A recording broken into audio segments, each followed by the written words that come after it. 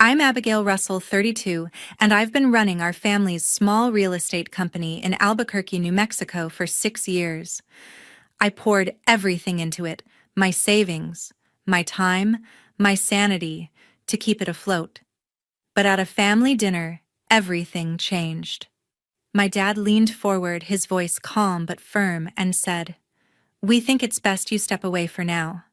My mom nodded, her eyes avoiding mine. My aunt chimed in, her tone sharp. "It's time for your brother to take over." The room went quiet. My heart pounded, but I forced a smile.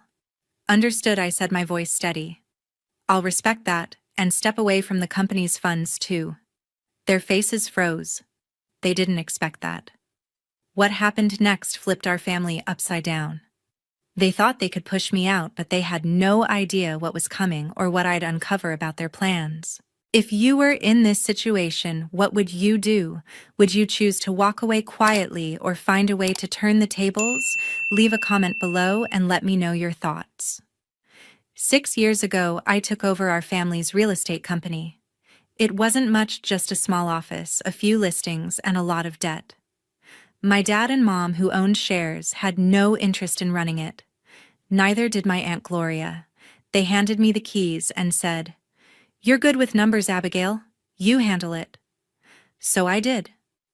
I sank every dollar of my savings, $40,000, into keeping the lights on.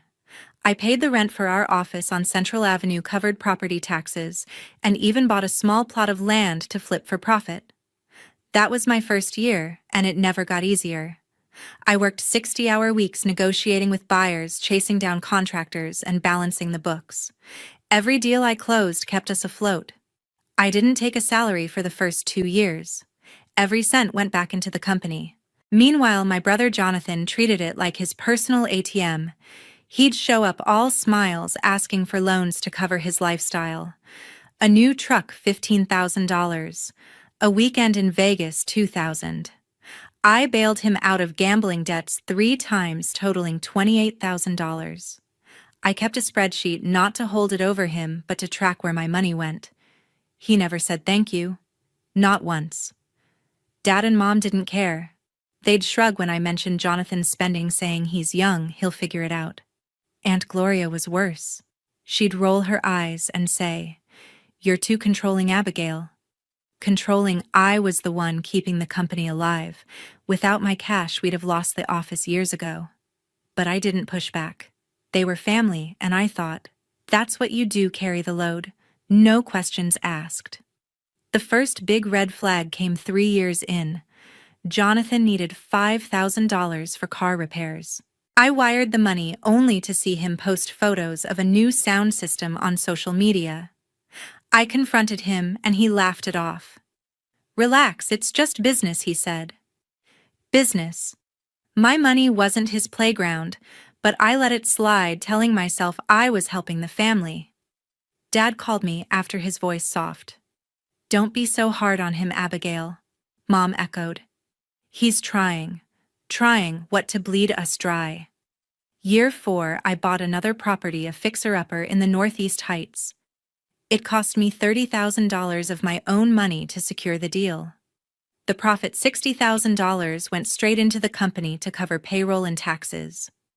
Jonathan didn't lift a finger, but he still asked for a bonus to cover a trip to Miami. I said no for the first time. He stormed out, and Mom called me that night. "Why can't you just help him?" she asked. I bit my tongue. Help him.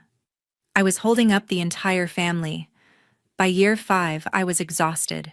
I'd paid off $70,000 in company debt, negotiated 10 major sales, and kept our reputation intact. Clients trusted me, not the family name.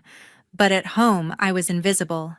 Dad would talk about Jonathan's potential like he was the one closing deals. Aunt Gloria would hint I was too involved in the business, like I was hogging the spotlight. The truth. They didn't want to know how much I was carrying. My savings were gone.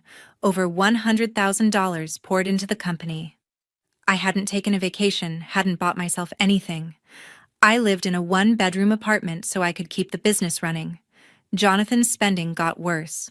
Last year, he racked up $12,000 in credit card debt, claiming it was for business expenses. I checked the statements, restaurants, clubs, a new watch. I covered it again because Dad begged me to keep the peace. I started to feel like a stranger in my own family. They didn't see me as Abigail, the one who kept the company alive. They saw me as a resource, someone to lean on without ever asking what it cost me. I tried talking to them. Once over coffee, I told Mom how much I'd put in every dollar every late night. She listened, nodded, then changed the subject to Jonathan's latest plan to start his own side hustle. Aunt Gloria was no better. When I showed her the books proving I'd covered 90% of the company's costs, she said, "Well, you're good at it. So it's fine." Fine. I was drowning and they didn't care. The worst part wasn't the money. It was the silence. No one asked how I was doing. No one thanked me. I kept going because I thought, that's what family does. You sacrifice. You show up. You fix things. But every time Jonathan took another loan, every time Dad and Mom brushed it off, something in me cracked a little more. I wasn't just tired. I was done being their bank. I didn't know how much longer I could keep this up, or what it would take to make them see. Then that dinner happened, and everything I'd held together started to unravel. That night at my parents' house in Albuquerque, the air felt heavy before anyone spoke. We were halfway through dinner, roast chicken, mashed potatoes, the usual spread, when Dad cleared his throat. He set his fork down, looked me in the eye, and said, "Abigail, we think it's best you step away from the company for now." My stomach dropped. Mom nodded, her hands folded tightly in her lap, not meeting my gaze. Aunt Gloria leaned back in her chair, her lips curled in a way that wasn't quite a smile. "It's time your brother took the reins," she added. "He needs this chance to grow." I stared at them, my fork frozen mid-air. 6 years of pouring my savings into our real estate company, 60-hour weeks bailing Jonathan out of his messes. None of it mattered. They wanted me out. For him. Jonathan, who hadn't stepped foot in the office in months, who treated our accounts like his personal piggy bank. I glanced at him across the table. He was looking at his plate, smirking like he'd already won. "Abigail, you're too controlling," Aunt Gloria went on, her voice sharp. "You've been running things like it's only yours. Jonathan deserves a shot. He deserved nothing. I'd paid for his truck, his gambling debts, his trips to Vegas. I'd kept the company alive while he partied. But I didn't say that. Not yet." Mom chimed in, her tone softer but no less firm. "We just think it's fair, honey. He's family." Fair. The word burned in my chest. I'd sunk over $100,000 of my own money into the business. I'd negotiated deals, paid the rent on our Central Avenue office, and bought properties to flip. They didn't know or didn't care how much I'd carried. Dad leaned forward, his voice steady. "You've done a lot, Abigail, but it's time to let go. Let your brother step up." Step up? Jonathan couldn't even balance his own checkbook. I set my fork down, my hands steady despite the anger boiling inside. I looked at Dad, then Mom, then Aunt Gloria. Their faces were set like they'd rehearsed this. Jonathan's smirk widened. Something in me snapped, not loud, not dramatic, but quiet, like a wire finally breaking after too much strain. I took a slow breath and said, "Understood. I'll respect that." They relaxed, thinking they'd won. Then I added, "And I'll step away from the company's funds too." The room went still. Dad's eyes widened. Mom's mouth opened, but no words came out. Aunt Gloria's smug look faltered. "What do you mean?" she asked, her voice tight. Jonathan finally looked up, his smirk gone. "What are you talking about?" he demanded. I kept my voice calm, almost cold. "I've been funding the company with my own money. If I'm out, so is my investment. All of it." Dad tried to laugh it off. "Now, Abigail, let's not be rash. We're just asking you to take a step back." But I wasn't listening. For the first time in years, I felt clear. They wanted Jonathan to run things. Fine, Let him figure out how to pay the bills without me. I pushed my chair back and stood. I'm done, I said. You want him in charge? He's all yours. I left the table, their voices rising behind me. Mom called out, Abigail, wait. Aunt Gloria muttered something about me being dramatic. Jonathan snapped, you can't just do that. But I was already out the door, my heart racing, not with fear but with resolve. I'd given them everything, my money, my time, my life. No more. That night, I sat at my desk in my one-bedroom apartment, the glow of my laptop the only light. I logged into the company's bank account. My account. The one I'd poured my savings into. $120,000 of my personal funds were still tied up in it, money I'd used to keep the office running, to cover payroll, to buy that last plot of land. I didn't hesitate. I initiated the transfer, pulling every cent of my investment back to my personal account. It took 10 minutes. By midnight, the company's account was nearly empty, left with just enough to cover the next week's utilities. I didn't feel guilty. I didn't feel sad. I felt free. I shut my laptop and leaned back in my chair. They thought they could push me out and keep everything I'd built. They had no idea what they'd just unleashed. The next few days would show them exactly what their decision cost. The fallout came fast. By the next morning, our real estate company was in chaos. Without my funds, the bank account couldn't cover the rent for our Central Avenue office. 2 major property deals, one for a downtown condo, another for a suburban lot, fell through because we couldn't pay the escrow deposits. The landlord sent a notice, pay up in 7 days, or we'd lose the office. Clients started pulling out, leaving voicemails about unprofessional conduct. The company, which I'd held together for 6 years, was crumbling, and I didn't lift a finger to stop it. My phone lit up before noon. Dad sent the first text, Abigail. How could you do this? We're losing everything. His words stung, but not enough to make me waver. He didn't mention his role in pushing me out or how he'd ignored my sacrifices. I stared at the message, my thumb hovering over the reply button. I typed, I respect your decision, and hit send. That was all I'd give him. Mom called an hour later, her voice trembling. Abigail, please, you can't let the business fail. We need it. Your brother needs it. She sounded desperate, like she was pleading for her life. I remembered all the times she'd brushed off Jonathan's spending, telling me to help him out. Now she was begging, but not for me, for him. I kept my tone even. Mom, I respect your decision. She gasped, then hung up. I didn't call back. Jonathan's voicemail came that evening. His voice was sharp, almost shaking with rage. You think you're so high and mighty, Abigail. You're screwing us all over. You'll regret this. He didn't apologize, didn't acknowledge the years I'd bailed him out. He just blamed me, like always. I didn't reply. My silence was louder than any argument. The next day, my cousin Tara texted me. She'd always been the quiet one, staying out of family drama. Her message was short. Aunt Gloria wants to talk. Can you meet her? I knew what this was, Gloria's attempt to pull me back in. She'd been the loudest voice at that dinner, calling me controlling, siding with Jonathan. I replied to Tara, I respect your decision. She didn't write back, but I could feel her confusion through the screen. By the third day, the office was a ghost town. Our receptionist quit when her paycheck bounced. The phone company sent a final warning for the unpaid bill. I got an email from a client I'd worked with for years saying they were switching to a competitor. Each notification felt like a nail in the coffin of the business I'd built. But I didn't feel guilty. They'd chosen this when they chose Jonathan over me.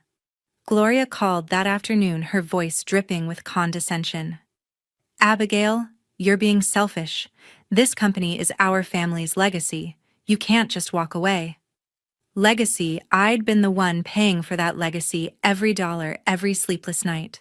She hadn't lifted a finger in years. I cut her off. Aunt Gloria, I respect your decision. She scoffed, muttering something about my attitude, then hung up. I didn't care. Her words couldn't reach me anymore. Jonathan sent another message the next morning, this one colder. "You're destroying us. You happy now?" I pictured him typing it, probably from the new apartment he'd rented with money I'd given him. I didn't respond. My answer was the same silence. Mom tried again that evening, leaving a voicemail. "Abigail, we're family. You can't do this to us." Her voice cracked, but it didn't move me. Family.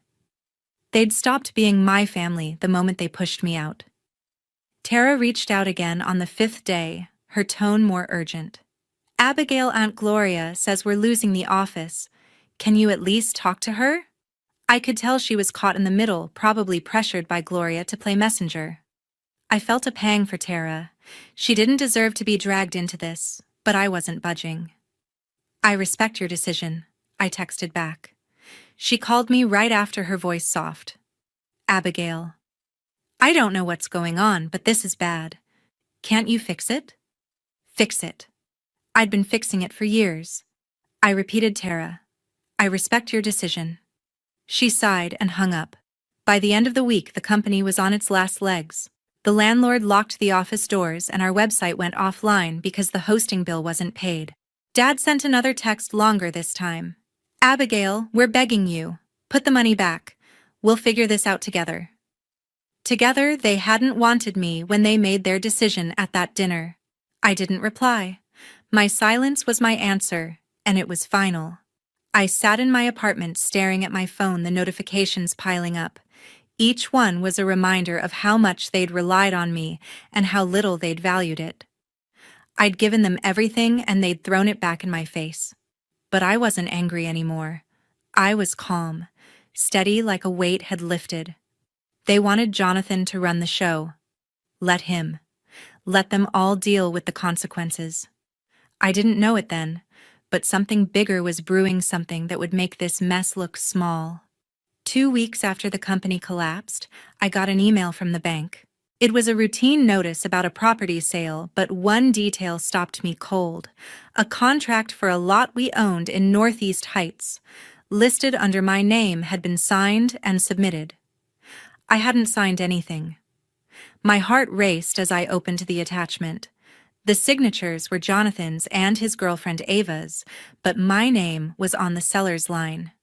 The sale was for $50,000 and the funds were wired to an account I didn't recognize. I called the bank. They confirmed the contract was processed days after I'd pulled my money out. Someone had forged my signature. I dug deeper, pulling bank statements and company records. The lot was one I'd bought with my own $30,000 4 years ago. The profit was supposed to go back to the company, but now it was gone, redirected to an account linked to Jonathan. I found emails between him and Ava discussing how to move the deal quietly. One email mentioned Dad and Mom saying they'd agreed to look the other way. My own parents. They knew and did nothing. The betrayal cut deeper than the dinner ever had.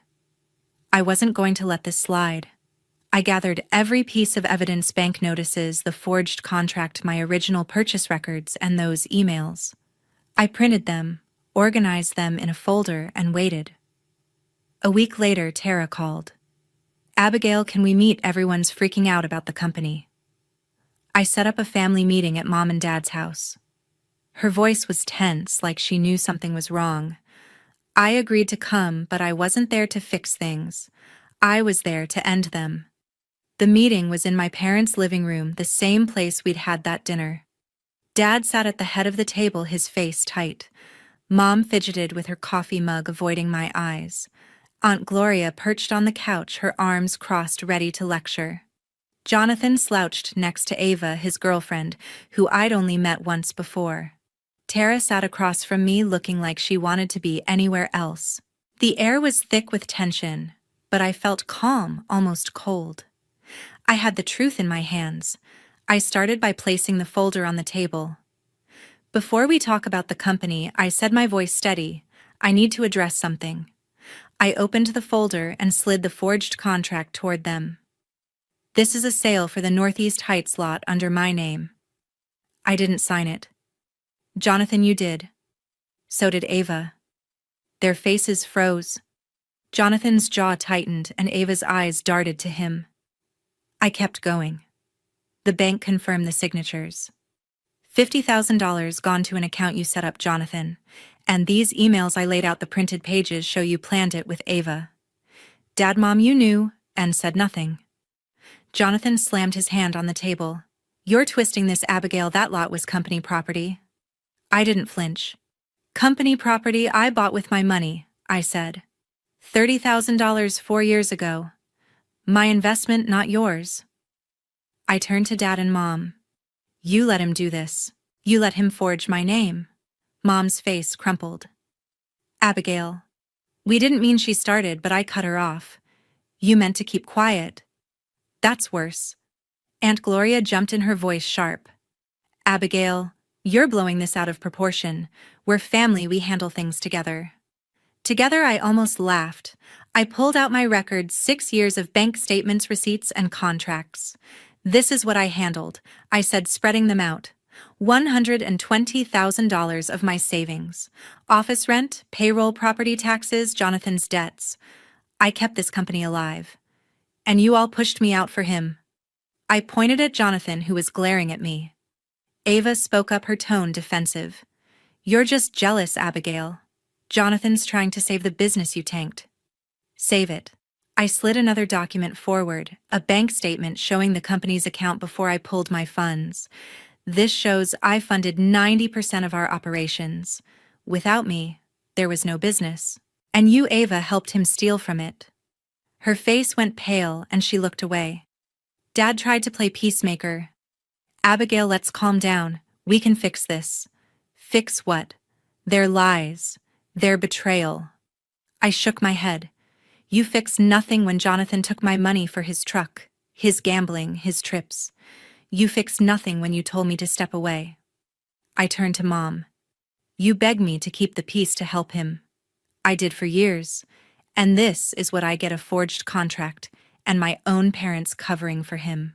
Jonathan stood, his voice rising. You're so full of yourself, Abigail. You think you're the only one who matters? I met his eyes.